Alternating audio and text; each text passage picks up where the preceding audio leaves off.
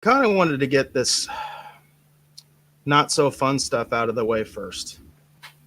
Um, you and I have talked before about some of the changes that are going on at YouTube, and the fact that there are many streamers out there that we support and we like that are really freaking out right now.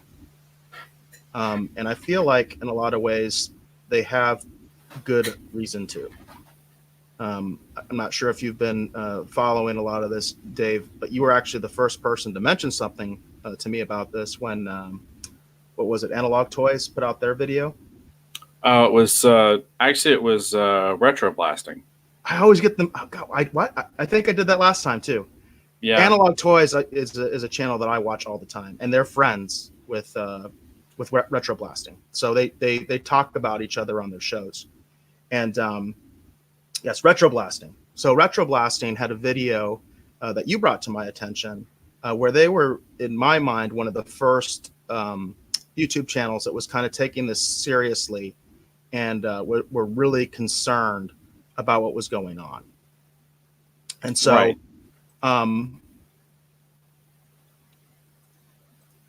Whoops. So I just took my link down. YouTube just came out with a new video where they were talking about the changes that are happening and why. Well, let me set this up real quick. Why I was monitoring this stuff. So those people who have been actually listening to the audio version of the show, because of course this new live component, this is still very new for us, but those have been listening to the audio show going back to the days when Lynn Workman was my host, had heard a lot about all the problems I was having with YouTube.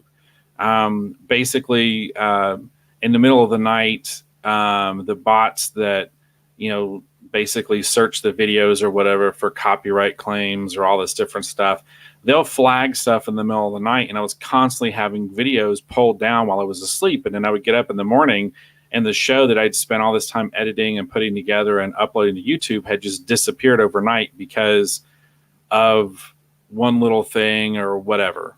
And it was driving me absolutely berserk. And I was having all kinds of issues with it. Part of the reason we started the audio show is because I wanted to get away from YouTube because of all the problems I was having. Because prior to the audio show, retrospective, was just a YouTube show. That's all it was. But I was having so many problems with shows being pulled down for all kinds of issues. I had to recut the Hulk episode so many times. It absolutely drove me insane before I could finally get it to even go live or people could watch it. And so I started posting some of the shows on the Facebook page because I could post those up and I wasn't dealing with the same problems. And I had threatened to move the show to Vimeo. Well, I have set up a Vimeo account. It's taking longer than I want because I'm recutting the episodes as I do it. But I am slowly going to basically migrate most of the shows over to Vimeo, and then the Vimeo page is going to act as a backup for the video show. You know what I mean? So, and I do want to mention, we talked about this off mic. We are using StreamYard now, and we've upped our membership. So now we're actually going to be recording our videos through there as well. So, and we're doing the multi-stream right now. We're currently on YouTube, on my YouTube channel, my Twitter, and our Facebook page. Right. And so for some reason, if, I don't know, YouTube starts pulling stuff down, we're just going to take the show and we're going to migrate that content over to Vimeo. That's all set up. It's ready to go. We've got a couple episodes up right now. They're older episodes, but I want to get all the older episodes up, but I have to re-edit them before I can put them up because I had used some of the free YouTube resources at the time, like some of their music and stuff. So I'm having to take all that out and re-edit and then recut the episodes and then move them over. But I've been monitoring what's been going on with YouTube for quite some time because it's hampered my ability to build an audience. It's, messed with the release schedule of when I could get shows, because I'll have a show ready to go live and have a schedule in mind for what I'm trying to do. And then for some reason, they won't let the episode go live. Or like I said, they'll pull it down in the middle of the night. And then I'll get up and I'll find out it's like, oh, you've been flagged for this or you've been flagged for that.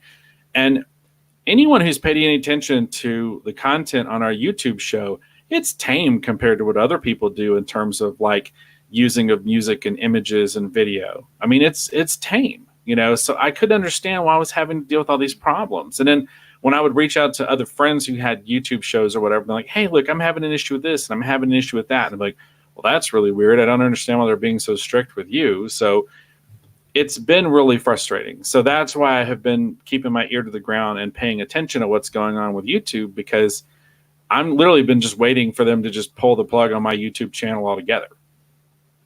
Yeah, it's been bad. You know, it seems so egregious sometimes, because it seems like there's certain channels that literally, like, the day of a movie or a TV show comes out, and it's completely full of brand new footage that they're talking over, you know. And Right. then you have another guy who has like one image, you know, on his broadcast, like one image that's like a poster or something like that, total fair use kind of thing, and that they're flagged, they're demonetized, or their you know, their video is just taken down, you know. Right. And the majority of my YouTube channel is basically been demonetized for years, because I kept getting flagged for everything, and I just gave up. So like, if you go to my YouTube channel and you like the episodes and you're watching it, you know, that's great. Thank you. You know, but I'm not seeing anything for anything on my YouTube channel. And it was just crazy, because I wasn't trying to monetize it. I wasn't concerned about making a bunch of money like through the show. But if I'd ever been to the point where I could afford, you know, to hire an editor or hire some other people to help me do a few things, that, you know, it would have been nice. But yeah, my whole YouTube adventure has been frustrating to say the least. And that's part of the reason why YouTube just eventually was no longer a priority for me. You know, they weren't supporting me. So it's sort of like, well, when I get an episode together, you know, our podcast service, Libsyn, is set up to automatically, you know, push the audio version of the show over to my channel, you know. So if people are following it, there's always new stuff there. But the YouTube channel hasn't been a priority for me for quite some time, unfortunately, because of all the difficulties and the problems that I've had. And I'm going to start hopefully doing more tutorial videos and stuff that people have quite liked. But the reason there's been a lag on putting out more tutorial videos on YouTube is I've been really debating whether or not to put them on YouTube at all. And it's like, if they're not going to, you know, really help me by just, you know, playing fair, then why should I put my content I'm producing on their service? So, I mean, the new tutorials, you know, they might just go to Vimeo, or they might just go to the Facebook page. I don't know. But that's the reason there hasn't been more tutorial videos, is because I've been really debating about, is it worth investing the time to put this on YouTube or not? Well, if you haven't seen this already, you're going to love this. So this is the new video that YouTube itself put out for creators. This is part of the Creator Studio. Have you seen this? I had heard a little bit about it, but I haven't actually watched it, or you know, because like I said, the stuff you need to watch it. You totally need to watch it, because unfortunately, you have to be aware of this stuff. And I actually found out about this through Doomcock's channel, his Twitter, I should say, because he was talking about this. And so I went and watched the video, and I was just kind of appalled. And this is the core of the video, okay? These are the guidelines that they're throwing out there to content creators about this issue of whether you are a kid show. This is the big issue right now. Are you a kid show? So the criteria that they're putting out there is the subject matter of the video. Okay, not sure, you know. So what are you talking about? All right. Right. If children are the intended audience, it does seem like an obvious one. If it includes child actors or models, that also seems like an obvious one. If it includes characters, celebrities, or toys that appeal to children, this is the one that really gets under my skin. The next one is if it uses language that is meant for if it uses language that is meant for children to understand. What does that mean? If it includes activities that appeal to children, if it includes songs, stories, or poems that appeal to children. These ones are just like, this is why people are going insane. But here's the thing, that is so broad. Exactly. That could be anything. I mean, that could literally be anything. Literally, it can be our show because we're talking about The Mandalorian, and The Mandalorian obviously appeals to children. I mean, that's clear cut. So the issue is, how many of these check boxes do you have to have before you're quote unquote a kid show? Well, according to what I've been dealing with on YouTube, any one of these would get you flagged as a kid show, because all you got to do is one thing, and they just go, offender. Well, and they this is gonna kill some of the bigger YouTube channels, the people that are really up there, the ones that are do this professionally. It's gonna kill them, because the people that talk about video games, the people that talk about Star Wars, the people that we like that do toy reviews, I'm wondering what's going to happen to all of them, because these guidelines, these specific these last four, characters, celebrities, or toys that appeal to children. I mean, come on. I mean, that's kind of like everything we talk about, so it's like, So this is what people are scared about, and rightly so. There was a positive spin that Doomcock had, actually, because he put out there that there is a petition, because this is all coming like from the FCC. This is all based on a lawsuit, a settlement that YouTube had because of the issue that basically the issue that YouTube was embroiled in was that they were collecting data on kids, and kids under this federal law are anybody under 13. If you're 13 or older, you're not a kid based on this standard. It's a law, and it has to do with data collection, because let's face it, all of social media is about data mining. That's what it is. So you're not supposed to do that to kids. That's the issue. That there's a law that says you're not supposed to do that to kids. So the issue was that YouTube was doing it, or at least wasn't, either whether they were doing it deliberately or they just weren't, their algorithms weren't right or whatever. They had kid users that were identified as kids, that they were registered as kids, and they were still collecting that metadata and apparently doing like targeted ads to them and things like that. Right. So that's what started this big mess. So now these are the guidelines that they're giving us. Literally, that giving us, you and me, you know what I mean? Because we're doing stuff on YouTube right now. And to me, I'm just like, I can't make heads or tails of this. The big thing I wonder is, so is it a matter of having all these check boxes? If you have every single one, are you a kid show? Or is it like you have to have, 4 or 3 or 5, or what is it? Because if they're saying any one of these, I mean, they're destroying YouTube, Well, I mean, let's be honest. I have a superhero for my avatar, and we have a bright colored logo. We're a kids show. But you know what the other irony of all this is? For instance, it says about language, right? If it uses language that is meant for children to understand, it seems to me.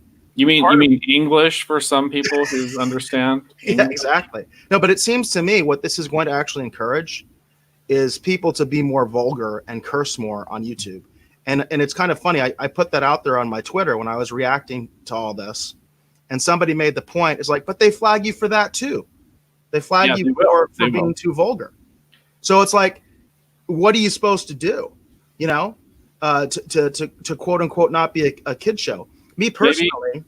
Maybe we should start every episode with that opening scene from Jay and Silent Bob Strike Back, where Jason Mewes is just using the F word over and over again in this rap song. Maybe that's how we need to start the show from now on. Well, it's funny because I listened to our last show because I was listening for the audio quality because that was the first time we were on Facebook. So I listened to the entire show, and I realized I cursed a little bit more than I normally do on that show, and it kind of concerned me because I do want our show to be family friendly, but that doesn't mean necessarily that I want a 5-year-old watching or listening to us, but I want it to be family friendly. I would think as long as you're talking about a mature kid, it'd be okay for them to listen to what we're talking about. And I try not to be super vulgar because, quite frankly, so many other YouTubers and streamers are very vulgar. They curse all the time, So Right. I don't really want to be in that category. And like I said, listening to our show, I was like, I felt like I cursed a little bit too much. Now I'm thinking I don't curse enough. Maybe I really need to ramp it up. I need to let some F bombs fly. I just I need to get a little rougher. Well, and for me, I don't. I try not to curse a lot. Professionally, sometimes it's not a good idea. One. Number two, I do draw, and have drawn a lot of, all ages titles. So I try to be mindful of the language I use. We do have a couple episodes of, again, the video show that's on YouTube where there is some language here and there. And whenever there's a lot of language, I always would mark it. You know what I mean? Like, so that you'd have to be above a certain age in order to, watch or listen to the show. But, but that also just, that's so vague and weird. If it uses language that is meant for children to understand, hopefully if you understand English, you understand what I'm saying right now. And if you're a child, I'd like for you to think that you understand that I'm talking right now. What? It's just, that's the problem. This is so broad and so vague. It could be anything. They could use this to say anything as a kids show. So I don't know. I don't know what the. I don't know. I get it. I understand. We need to be mindful. And about how things are being marketed in children and stuff. I think about the fact that it's like when we were growing up. A lot of the things that I love now to this day is stuff that was marketed to me as a kid. Transformers and GI Joe and Mask and all these things I've always enjoyed. Star Wars. It was a kid. It was marketed to me, and I still like it as an adult. I still appreciate it or collect certain things. As an adult. Well, speaking of that, it kind of feels like what's happening as a legacy of that old mentality where like you couldn't, it was like, quote unquote, you couldn't market to children, period. So like, that's why like for 70s cartoons, because I think it changed in the early 80s. Right. I think it was Reagan who changed that. Basically, before you couldn't, it was like there was this big thing about marketing to children. So cartoon shows never had any merchandising. That's why like there's no merchandising for or there's very little merchandising for the Flintstones and things like that. You know what I mean? Those old school cartoons, because they weren't allowed to do that because it was said, oh well, this is targeted towards children. You're not allowed to do that. And then of course in the 80s it completely flipped where like He-Man is considered like the pinnacle of this, where He-Man was the cartoon was created exclusively to sell a toy. Transformers is similar in that regard because Transformers originated in Japan as a toy, and then they made the cartoon here in the United States so they could market the toys. So it completely flipped. But I love that stuff. You know what I mean? So well, and here's the and thing. to me it's like it's a huge part of my childhood is what I'm trying to say. And so it's like I don't think it corrupted me. Yeah, it made me buy a lot of stuff, or at least my parents bought a lot of stuff, right? But it didn't corrupt me is what I'm trying to say. I think that stuff was good. And so I think of that stuff fondly today. But I feel like what's going on here with YouTube is it's sort of this vestige of that old thinking that goes way back to that, like, again, the idea that you just can't market anything to children, which is just, come on, that's ridiculous. Of course you're going to market toys and things like that towards children. That's what they're meant for. You know what I mean? So yeah, it's the whole thing is just, it's just exhausting. I don't know. It's just so broad. I mean, it could be anything. I mean, for example, I was talking about, that people have been asking for me to post more tutorials and stuff, and I want to, but it's like, because it would involve, things that potentially could appeal to children, because I've worked on, for example, if I post a page from, let's say I post a page from Justice League that has Batman on it, and I'm talking about and demonstrating how to ink something. And I'm being very technical, and I'm talking about the digital toolbox and ways that you can complete this, page, things that you can do that brings extra value, that proves yourself in a different way, to your editor and your strength to the team in order to help you bolster your career. Even though I'm talking about the professional aspect of being an inker in the comic book industry, as a professional getting and keeping a job, it could still get labeled as a kid show. Right. And potentially never really get the kind of reach that it needs to the proper people for them in order to see it, that could actually help them with their career. Whereas, 7-year-olds, it might just show up in their feed and they may be confused by it and not understand. I mean, right. I don't know. And like I said, if I felt like I could trust the bots to do a better job of screening, it'd be different. But the bots do a horrible job of screening. They just flag anything for any random thing. And those guidelines are so broad and so vague. Anything. I mean, literally right now, I have a superhero icon. We have a bright colored logo. We are a kids show. Yeah. It's crazy. And I did want to mention what the actual consequences of all this really is it has to do with those targeted ads. Those targeted ads are basically what make creators money. The general ads, you can still make money from that, but the targeted ads are valued more. So what happens is, if you're a kid show, essentially you can't do the targeted ads anymore. So you have the general ads, and that's what happens. And it's important to realize that YouTube already went through a bunch of changes with monetization, where a lot of the smaller channels now that used to actually get some, get something, they get nothing now. So that already happened. So what you're talking about is that pot is getting smaller and smaller and smaller. You know what I mean? For independent creators. But also, too, the other aspect of it as well, if I remember correctly, it's going to affect to how your show natively shows up in terms of recommendations and who it's recommended to. So it's going to affect reach as well. And that for me is the thing that I find crippling, as we're trying to build an audience and figure out, where we fit in terms of, fandom and the community. You know what I mean? It's like, that's the thing that drives me nuts. But, the reality of it is, I don't own YouTube. They can do whatever they want. It's their company. They could ban me tomorrow and just pull my whole show down and everything I've done, but luckily there's other options like Vimeo and whatever. So, to me, all it means is I need to step up the time I've invested in recutting the old shows and getting those moved over to Vimeo.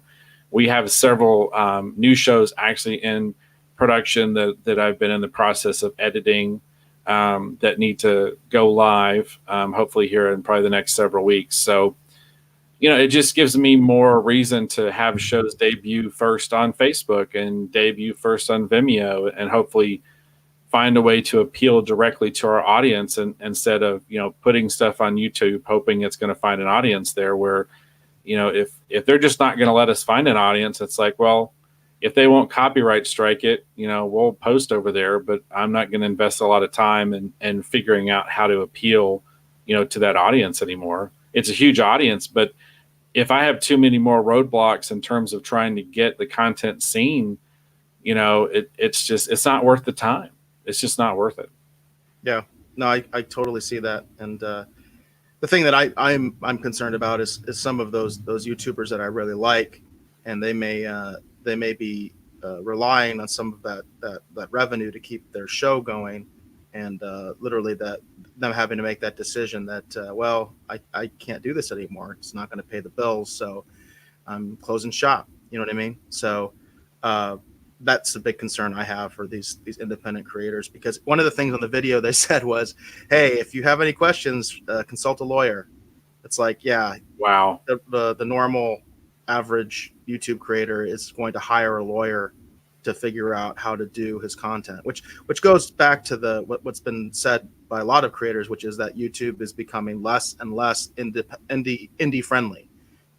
They are becoming more and more aligned with corporate interests, because obviously those companies can figure all this stuff out, figure out what those things mean, because they do have an army of lawyers. Right. But the average creator doesn't, and certainly isn't using a lawyer for their content. It's just not happening, because I mean, entertainment lawyers are extremely expensive. So I am yeah. well aware. So all right.